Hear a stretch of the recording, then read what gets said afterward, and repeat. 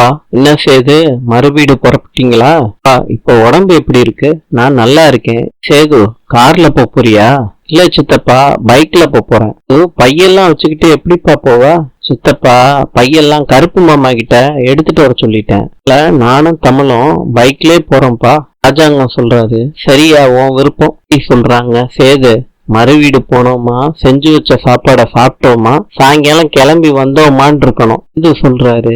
என்ன பார்த்தா காலையில போயிட்டு சாயங்காலம் வர சொல்றீங்க? என்ன சேது மறுவீடு இது, அங்க தங்கி நாளைக்கு வரலான்னு இருந்தியா? பார்த்தா மாமனார் வீட்டுல போய் நாள் கணக்குல தங்குவாங்களா? சேது கிட்ட மறு வீட்டுக்கு போனா ஒரு 4-5 நாள் தங்கிட்டு வாயான்னு சொல்லியிருக்கேன். ராஜாங்கம் சொல்ற, விருந்தும் மருந்தும் 3 நாள் தான், அதையும் தாண்டி நீ தங்க சொல்றியே உன் மகனை? பார்த்தா சொல்றாங்க, இன்னைக்கு சாயங்காலம் கிளம்பி வந்துருங்க, அவ்வளவுதான். நான் சேதுவுக்கு வாக்கு கொடுத்துருக்கேன், 4-5 நாள் தங்குறேன்னு சொல்லியிருக்கான். பார்த்தா சொல்றாங்க, சரிடா சேது, இங்க 4-5 நாள் இருந்துட்டு வா, நான் எதுவும் சொல்லல.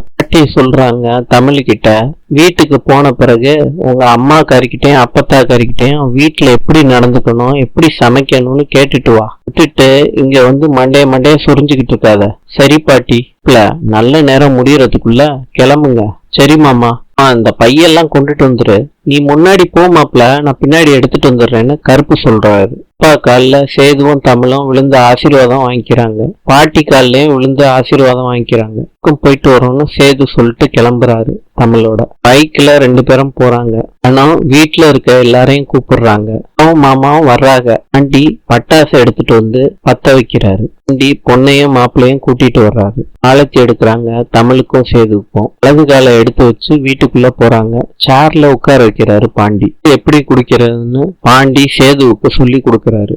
சொல்றாரு, மாப்பிள்ள வந்திருக்காருல, போய் சமைங்க அப்படின்னு சொல்றாரு. தமிழும் போறாங்க சமைக்கிறதுக்கு. இதுக்கு அவங்க அம்மா சொல்றாங்க, இங்க இருந்து போறப்ப உனக்கு வகை வகையா சமைக்கிறது எப்படின்னு நான் சொல்லி கொடுக்கறேன். கேக்குறாங்க தமிழ் கிட்ட, மாப்பிள்ளையும் சந்தோஷமா இருக்கீங்களா? தமிழ் சம்பந்தம் இல்லாத பதிலா சொல்லிக்கிட்டு இருக்காங்க.